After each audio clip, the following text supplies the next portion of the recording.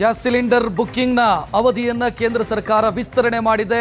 ಇದರ ಜೊತೆಗೆ ರಾಜ್ಯದ ಹಲವೆಡೆ ಸಿಲಿಂಡರ್ ಸಿಗ್ತಿಲ್ಲ ಅಂತ ಜನ ಒದ್ದಾಡ್ತಾ ಇದ್ದಾರೆ. ಗ್ಯಾಸ್ ಏಜೆನ್ಸಿಗಳ ಮುಂದೆ ಕ್ಯೂ ನಿಲ್ತಾ ಇದ್ದಾರೆ. ಕಲಬುರಗಿಯ ಮಾಹಿತಿ ಇದು. ಗ್ಯಾಸ್ ಸಮಸ್ಯೆ ಸೃಷ್ಟಿಯಾಗಿರೋದು, ಸಿಲಿಂಡರ್ಗಾಗಿ ಜನ ಮುಗಿಬಿದ್ದಿದ್ದಾರೆ. ಆಳಂದ ಪಟ್ಟಣದಲ್ಲಿ ಗ್ಯಾಸ್ ಏಜೆನ್ಸಿ ಮುಂದೆ ಕ್ಯೂ ನಿಂತಿರೋದು ಜನ. ಗಂಟೆಗಟ್ಟಲೆ ಸರತಿ ಸಾಲಲ್ಲಿ ನಿಂತಿದ್ದಾರೆ ಜನ.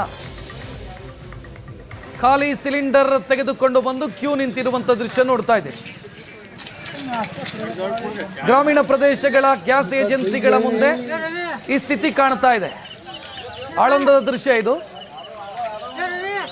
ಸರ್ಕಾರ ಹೇಳ್ತಿದೆ, ಗ್ಯಾಸ್ ಸಂಸ್ಥೆಗಳು ಅಥವಾ ಸರ್ಕಾರಿ ಸ್ವಾಮ್ಯದ ತೈಲ ಕಂಪನಿಗಳು ಹೇಳ್ತಾ ಇದೆ ಗ್ಯಾಸ್ ಏಜೆನ್ಸಿ ಬಳಿಗೆ ಬರಬೇಡಿ, ಹೋಮ್ ಡೆಲಿವರಿ ಕೊಡ್ತೀವಿ ಅಂತ. ಬಟ್ ವಾಸ್ತವ ಹಂಗಿಲ್ಲ.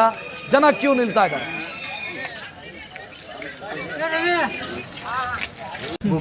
ಎಂಟನೇ ದಿನ ಆಯಿತು, 10 ದಿನ ಆಯಿತು, ಏನೇ ಆಗಿದ್ರೆ ಫಸ್ಟ್ ಏನು ಮಾಡೋದು, ಗ್ಯಾಸ್ ಏಜೆನ್ಸಿ ಚೇಂಜ್ ಮಾಡಬೇಕು. ಫಸ್ಟ್ MLA ಸಾಬ್ರಿಗೆ ನಾವು ಬಿ ಆರ್ ಪಾಟೀಲ್ ಅವರೇ ಫಸ್ಟ್ ಏಜೆನ್ಸಿ ಚೇಂಜ್ ಮಾಡಿರಿ, ಬೇರೆಯವ್ರಿಗೆ ಯಾರಿಗೆ ಕೊಡ್ರಿ. ಭಾಳ ಪಬ್ಲಿಕ್ಗೆ ಭಾಳ ತೊಂದರೆ ಆಗ್ತಾಯಿದೆ. ಹೆಣ್ಮಕ್ಳು ಲೈನ್ ಹಾಕ್ಸ್ಲಿಕ್ಕೆ ರಾತ್ರಿ ಬೆಳಗ್ಗೆ ಯಾರಿಗೂ ನಿದ್ದಿಲ್ಲ, ಏನಿಲ್ಲ. ರಾತ್ರಿ 9 ಗಂಟೆಗೆ ಬಂದು ಕೂತೀವಿ, ಇನ್ನತನ ಗ್ಯಾಸ್ ಬರ್ತಿಲ್ಲ. ಏನು ಮಾಡ್ಬೇಕು ರೀ? ಹಾಂ, MLA ಸಾಬ್ರೆ ಸ್ವಲ್ಪ ಗಮನ ಕೊಡ್ರಿ ಈ ಕಡೆ, ಅಷ್ಟೇ ಹೇಳೋದು. ಗ್ಯಾಸ್ ಸಮಸ್ಯೆಯನ್ನ ಕೆಲ ಏಜೆನ್ಸಿಗಳು ಬಂಡವಾಳ ಮಾಡಿಕೊಳ್ತಾ ಇದ್ದಾವೆ, ಲಾಭ ಮಾಡಿಕೊಳ್ತಾ ಇದ್ದಾವೆ. ಜನರ ಸಮಸ್ಯೆಯನ್ನು ಕೂಡ, ಪರಿಸ್ಥಿತಿಯ ದುರ್ಲಾಭ ಪಡಿತಾ ಇರೋದು ಕೆಲ ಗ್ಯಾಸ್ ಏಜೆನ್ಸಿಗಳು. ಒಂದು ಸಿಲಿಂಡರ್ಗೆ ಹೆಚ್ಚುವರಿಯಾಗಿ 50 ರೂಪಾಯಿ ವಸೂಲಿ ಮಾಡ್ತಿದ್ದಾರಂತೆ. ಬಳ್ಳಾರಿಯ ಸಂಡೂರಲ್ಲಿ 950 ರೂಪಾಯಿ ಬದಲಾಗಿ 1000 ರೂಪಾಯಿ ಪಡ್ಕೊಳ್ತಿದ್ದಾರೆ. 50 ರೂಪಾಯಿ ಎಕ್ಸ್ಟ್ರಾ.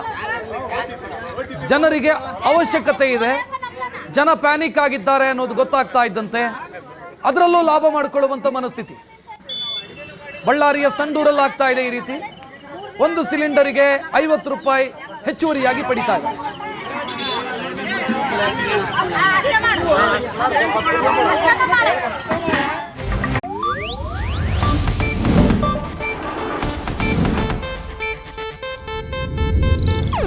ಇದು ಏಷ್ಯಾನೆಟ್ ನ್ಯೂಸ್ ನೆಟ್ವರ್ಕ್ ಪ್ರಸ್ತುತಿ.